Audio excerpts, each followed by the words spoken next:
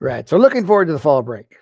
We always could use it. So we got all kinds of good breaks coming up because we got the 21st, 22nd this month, no school, and then next month we got Thanksgiving, and then we got that really long Christmas break. So I mean, we're into the good months now where we get lots of breaks regularly here. So we'll enjoy that while it lasts because in the spring that disappears a lot. You know, there doesn't seem to be a whole lot between the beginning semester and spring break. We get like a day, like in there somewhere, like this very small breaks. So the spring just a little, and no breaks in April usually. So let's enjoy the fall. All right, guys, let's take a look at our curriculum. All right, cybersecurity. Take a look at our grade screen. We started module 2 last week. This week we're going to cover two things because we're getting piled up. We're going to do attack mechanisms and cryptographic algorithms. So we got to get through two lessons this morning, but then it'll slow back down. But we got to get these in because all these breaks, we can't get behind. 2.02. Let's take a look at these two real quick here. Try to get this through in the next 35 minutes. Spoofing. We've heard the term spoofing. It's a funny term for a very serious cyber attack mechanism. Spoofing occurs when a cyber criminal impersonates a website or an email or a computer user or a device. This is done with the intention of gaining access to computer system and networks. Spoofing. So let's watch this video about spoofing. Hello? Hello. This is Mr. Smith calling from the Internal Revenue Service. Yeah, I'm calling because you failed to respond to our letter, and agents will be at your house shortly with an arrest warrant. What? I'm a kid. I don't even file taxes. I can help you, sir, if you just follow these steps. First, you'll need to purchase a prepaid gift card. Are you writing this down? Yeah, this is a scam. The IRS won't send agents to arrest you, and they definitely won't ask you for a prepaid gift card. And the same goes for your car warranty or computer virus software. Those important events don't take place with random calls from strangers. It's called spoofing, when someone or something pretends to be an authority to get access to your money, devices, and trust. In the IT world, spoofing goes beyond phone calls. As technology has changed, so have the ways that people or businesses can be deceived. So what types of spoofing do cybersecurity analysts look for? Email spoofing is a method of falsifying a header or address on an email to make it appear to be from an official source. The goal is to get you to click on links, prompting you to provide personal information and passwords, compromising your data. A more sophisticated version is URL spoofing, where scammers create a near-exact replica of a reputable website, then steal information as unwitting customers attempt to access their accounts. Another malicious spoofing method uses a man-in-the-middle attack to interrupt communication between two computers, alter the packets, and then transmit them without the original sender or receiver knowing. Over time, hackers collect a wealth of confidential information they can use or sell. A new type of deception is facial spoofing, which uses someone's photo or video to trick biometric security measures to gain access rights. Cyber criminals are creative, and so are their spoofing methods. Staying aware and alert for spoofing attacks can prevent your information from falling into the wrong hands. Yes, most of these scams live off of spoofing. I get phone calls every day. One day last week I had 24 phone calls, and they're all acting like they're somebody. I got a call saying, you had purchases on your credit card from Walmart. It's $2,000. They're not from my credit card company. They're spoofing it. Most of these scams are that. It's a big problem today, and a lot of people fall for it. Common types of spoofing. So let's look at some common forms here. IP spoofing. An attacker sends IP packets from a made-up address to communicate with targets. This disguises the actual identity of the attacker's host machine. And there's lots of software that'll help you have a virtual private network, which gives you a fake IP address.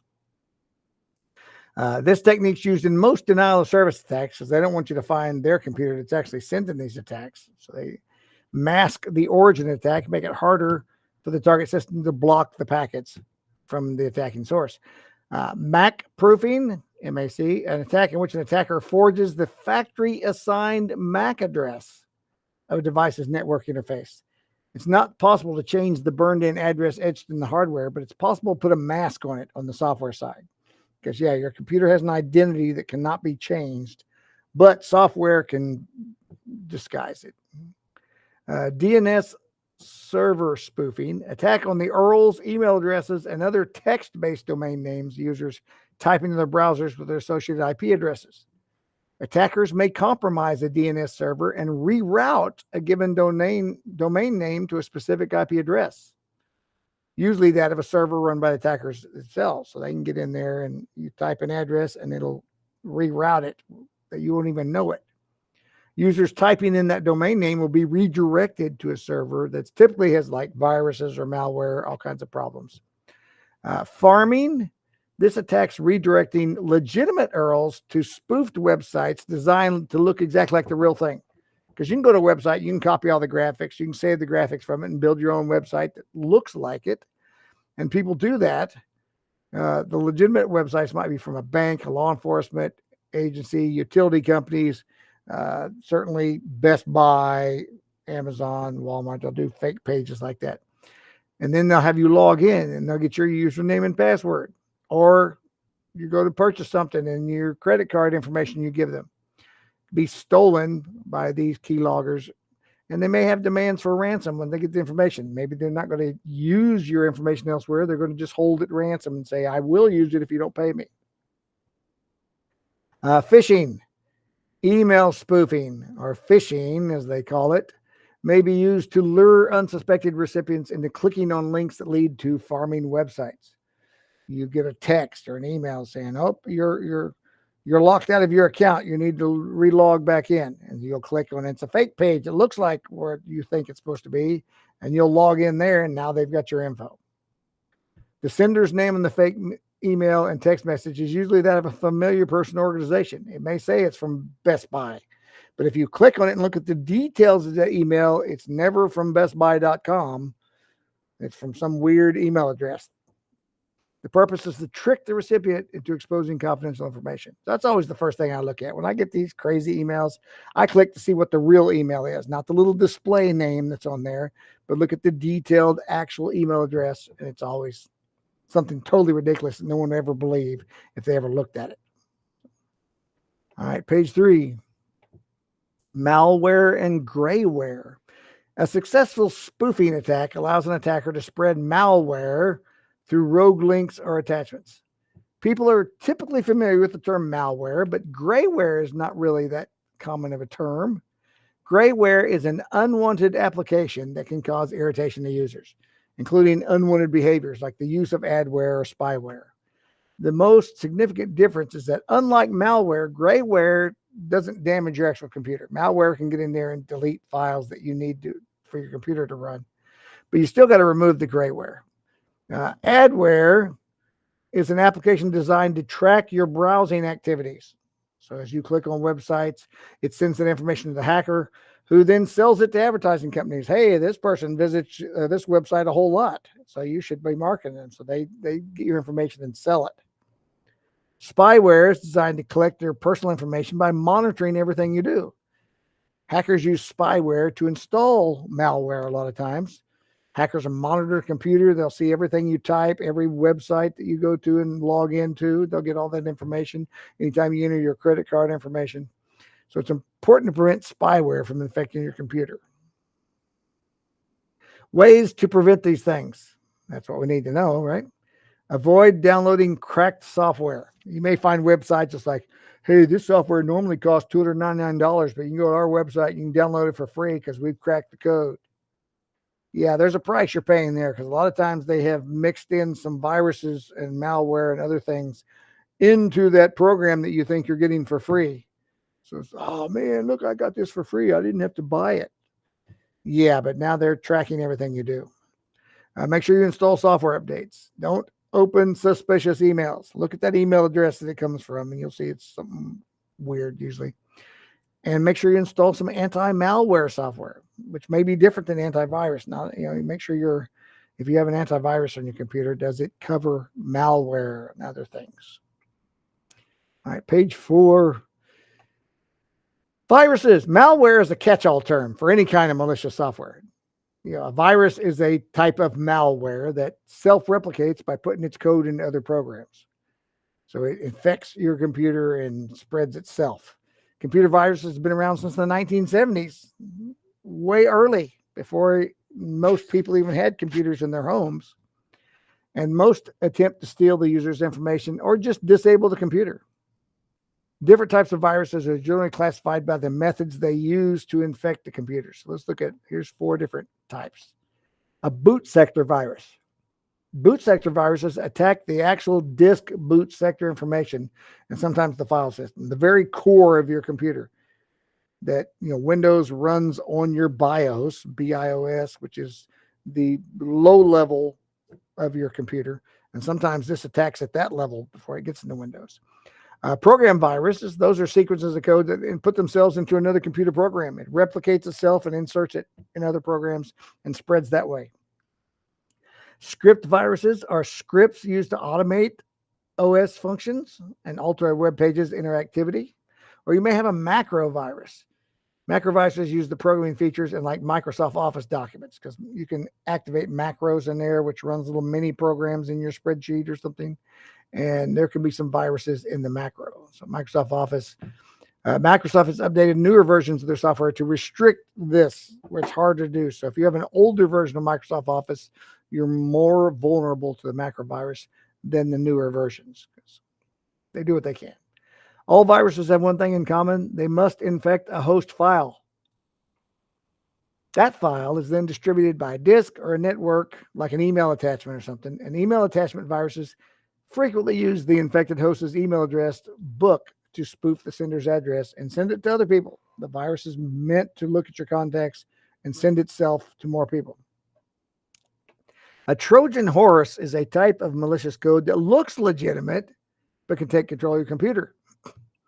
Like the Trojan horse of history there. A Trojan is designed to damage, disrupt, steal, or inflict harm on networks and data. It's designed as an application that tricks a user into loading and executing the malware on the device. Looks like a legitimate program that you would want. Hey, look here, here's a free photo editing software. And you're like, oh, that's good, because some of that's really expensive for the good photo editors. And then you download it, and it's actually a Trojan horse virus. Once installed, a Trojan can perform the harmful action it was designed for. And the purpose of a Trojan is not to replicate, but just to cause damage to a system and provide an attacker with the means to monitor and control your system. Page 5, logic bombs. So a logic bomb is a piece of code intentionally inserted into a system that will set off a malicious action when certain conditions are met. It's waiting on you to open up some file. They're waiting on you to run something, and that's when it hits. It's just been sitting there dormant. So programmers may hide a piece of code that starts deleting files if they should ever be terminated from the company. Oh, see, someone works for this company and they program this in there, and they get fired, they can hit a command and it starts deleting all these companies. So they're like attacking the company as they get fired. Some logic bombs are designed to take effect on a specific date or an event. Like many people let their guard down on days like Christmas, New Year's, or Independence Day. So maybe they put a virus in there that's sitting and waiting on this date to pop up on your computer. And once your computer makes it to that date, it activates. Could be called a time bomb. A logic bomb can also be called a time bomb because it may just be looking for a certain date before it activates itself. So logic bombs can be prevented by using strong, updated antivirus software, using antivirus scans that pick up on Trojan horses and other viruses hiding these logic bombs. Don't download pirated software, because the reason people put that pirated software out there is because they put stuff in it, viruses, other things in there that they know they can get access to your computer if you install it. So pirated software is a terrible idea because it is most of the time going to have something attached to it. Keeping operating systems up to date. Make sure you update it regularly. Practicing good internet behavior. Don't click on those suspicious links, those email attachments that you're like, is this for real? Probably not. And make sure you train other people to protect their computers. You don't want your whole network down because grandma's using the computer and she didn't know she clicked on it. All right, page 6. Botnet and rootkit. So a botnet is a string of hijacked computers and devices that work together. Each device in a botnet is known as a bot, right? So it's a network of bots. Botnets are used to perform those distributed denial of service attacks that we talked about last week. Also to steal data, send spam, allow an attacker to access the system. So any device that has internet access is considered vulnerable to this. Web cameras, smart TVs, common household appliances. I mean, my dishwasher and refrigerator is hooked up to the internet. Attackers use a rootkit, a piece of software installed and hidden on a computer without your knowledge, to create a botnet that puts your computer as part of their network they use for malicious intent. The problem with both rootkits and botnets is they're hidden. Although botnets are not hidden in the same way rootkits are, they may be undetected unless someone's looking for them. If a rootkit's been installed, the users may not be aware their computer's been compromised. You may not even know it. And traditional antivirus software might not be able to detect all these programs. So attackers also continue to create more sophisticated programs and update themselves because regularly antivirus is updated as they discover these viruses. It's updated, so they have to update the viruses to where they can't be found. So it's a never-ending cycle. You always constantly got to update. DNS poisoning, also known as DNS spoofing. It's a type of attack that uses security gaps in the domain name system, the DNS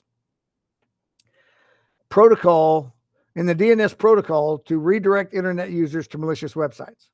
So once there, the user's prompted to log in to what they believe is their account. It looks like the right website, giving the attacker their personal information when they do that. So these sites can also install malware on your computer, giving the attacker access to all your data and information you have.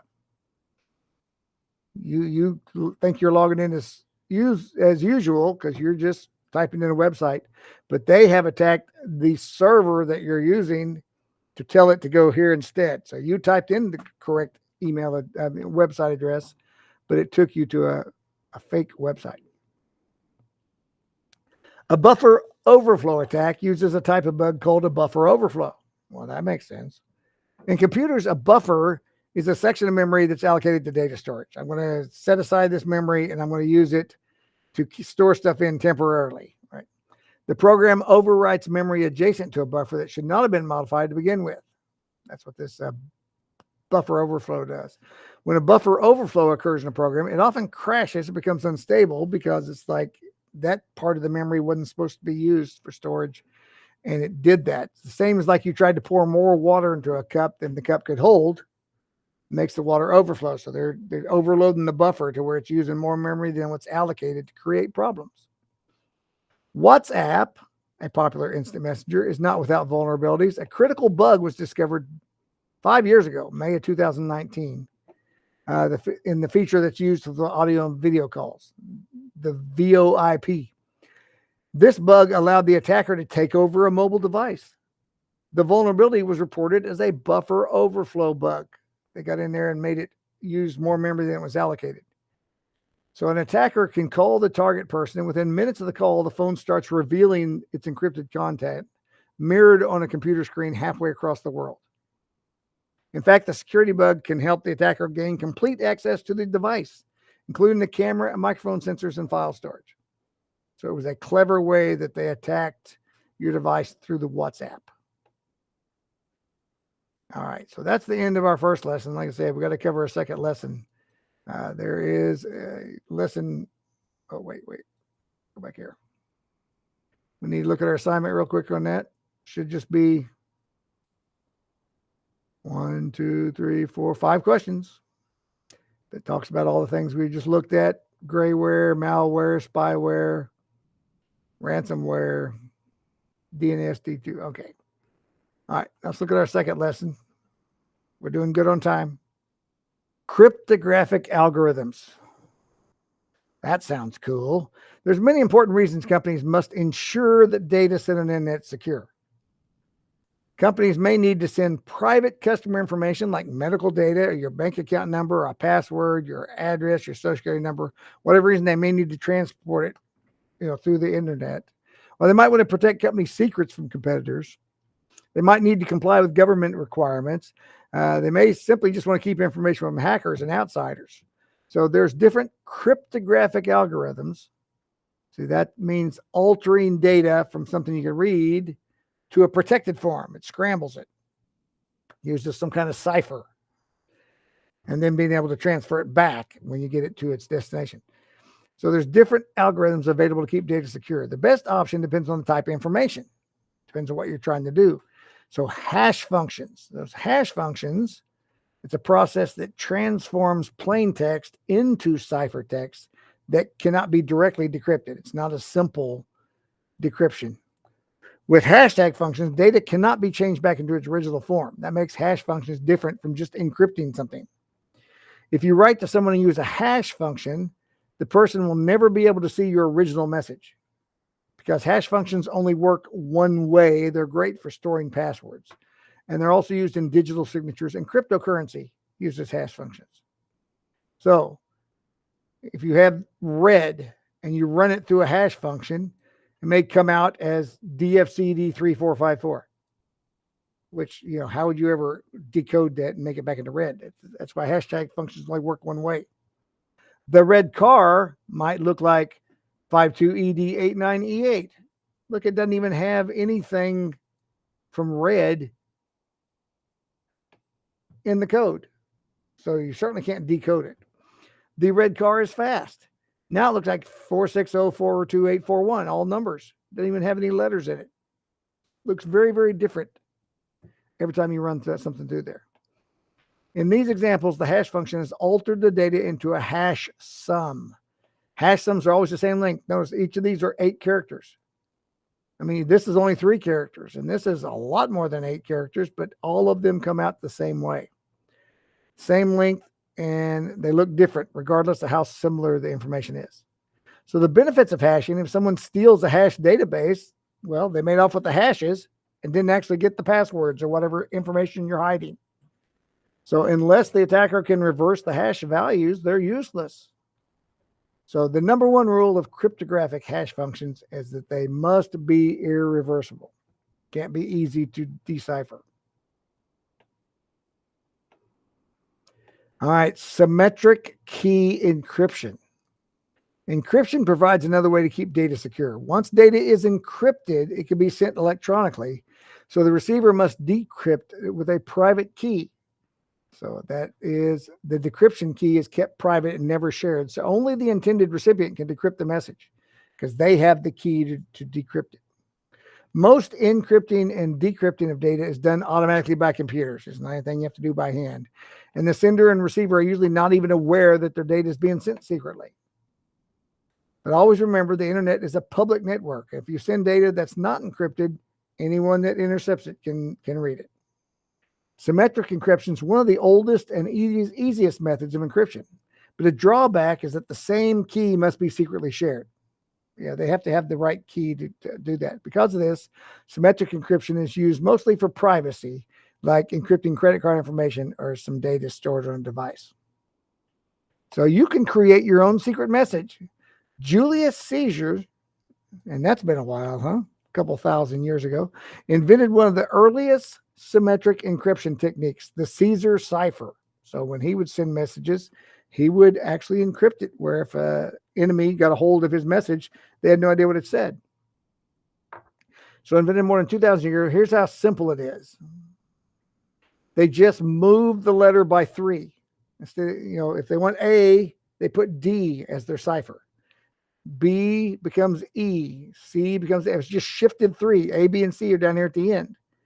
ABC. So they just shift it 3 letters. You just go down 3. And that is the Caesar cipher. So can you decrypt this message? JRRG. So J is G. R, where's R? OP. Oh, R's right there. O. 2 O's and then a G is D. So good. And I'll bet this is job. What do you think? MRE? M is J. R is O. E is B. Yep. Good job. That's what it says. So it's similar to how a computer does it, but the keys are usually much, much longer. This is a very, very, very simple one. Very simple. Page 3. Asymmetric keys.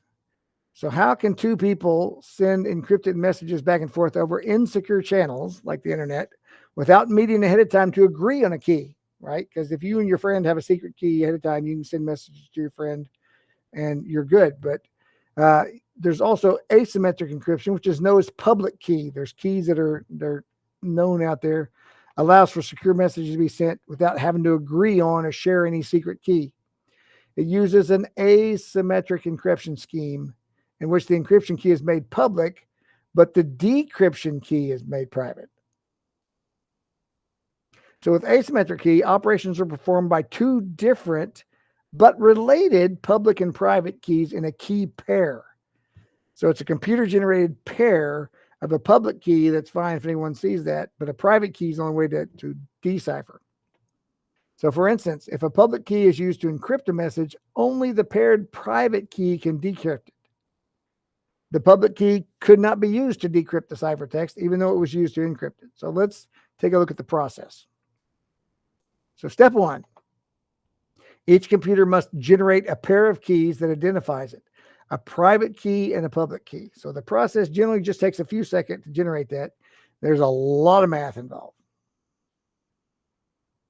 Step 2, the key exchange. The sending and receiving computers exchange the public keys with each other. Okay, here's the public key, here's my public key, through a secure channel like a TCP/IP. And the private keys are never exchanged. But you'll say, okay, here's the key you can use to encrypt the message, and I've got the decryption over here. So use this key to send me the message. And they put it out there in the public. The sending computer encrypts the secret data using the receiving computer's public key and whatever mathematical operation that key uses. So I'm not going to show you how to decrypt it. I'm just going to give you how to encrypt it. Here, put your message in this and encrypt it and send it to me. I'll be able to read it. But nobody else can because nobody else has the decryption key. So the receiver can decrypt the message using their private key. That's the only key that can be used to decrypt the message because there's math involved. It's not just replacing every A with D's. There's a lot of other calculations go on top of that. So the power of the public encryption is the mathematical operation. With a one-way function, it's very difficult for a computer to reverse the operation and discover the original data. And you cannot use the public key and figure out backwards. It doesn't work that way. So knowledge check, how many keys are needed to encrypt the data between a sender to a receiver using symmetric authentication. With that, they only need 1. You have the same key, right? Both of us, when we hit win an A, we're going to write down D. And we both know that. So when we see a D, we'll know it's an A. That's symmetric. But asymmetric uses the 2 keys. Page 4. Kerberos. Kerberos is a protocol. Let's look at it's an authentication service based on a time-sensitive ticket granting system. It's a protocol many businesses and organizations use for authentication. With Kerberos, tickets are created to avoid storing passwords locally or send them over the internet. So a ticket granting ticket, called a TGT, is a certificate issued by an authentication server that's encrypted with a secret key. So this type of authentication is often used for a single sign-on. It's like I'm sending you a one-time use password, right? So you use that and then that password won't work again, one-time use. Kerberos uses symmetric key cryptography and requires trusted third-party authorization to verify user identities. So here's some of the key features. Stored passwords at a central location, making password management easy for administrators. It provides strong authentication protocol to enhance security by ensuring that no passwords are transmitted on the network. I'm going to give you that one-time key, right?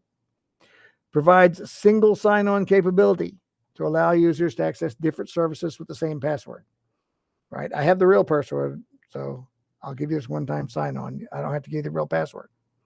Uses a powerful authentication protocol developed by MIT to enable authentication without sharing passwords on the network. I don't have to send it where somebody can intercept it. All right, select each step to show the process of obtaining a Kerberos authentication key. So here's the server. Step 1, when a client logs in, that request is sent to the Key Distribution Center, the KDC. So they log in. A ticket granting ticket is returned as a result of that. Then, when the client application starts, that's used to request an application ticket. The DGT ticket is used to request the application ticket from the ticket granting server. The application ticket is sent back to the application server, which verifies it with the KDC. And then a server ticket for the required service is sent. And it sends the requested data to the client. So it authenticates and then grants this ticket, and then that's used to get the data they need. So it's not just a direct sign in to get the data. It kind of disguises things where people can keep information private, not be sent over the network, not make it easy for someone to intercept. Read the question, select the best answer. What does it send to the authorization server? The ticket, the key, or the password? The ticket? Yeah, ticket. In cryptography, what must be kept secret? The ciphertext, the cipher, or the key? Well, I would think it'd be the key, right? Because that's how you use to decipher. You're going to have the key. How many keys are used in symmetric encryption? Oh, it asked us that back on our previous page.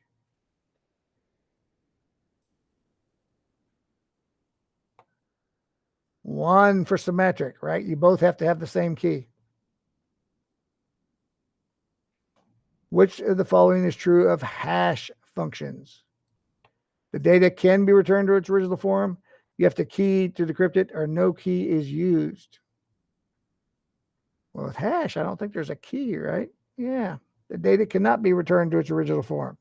You have to have another algorithm, another thing to change the hash to a usable data. All right, that's it. We got through both lessons. Let's look at this assignment real quick. What's the benefit of hashing? What's true about symmetric encryption? What's another term for public key encryption? Okay, 5 questions. There you go, guys. We had to get to 2 lessons this week. We're just stacked up with the break coming and everything. Got to make sure we can cover everything so we can have our semester final before Christmas break. We don't want to come back from Christmas break and have to do the semester final. So, all right, guys. It's an B-Day Friday, so we have class Wednesday if you need help with anything. Otherwise, we'll see you next week. Have a great week.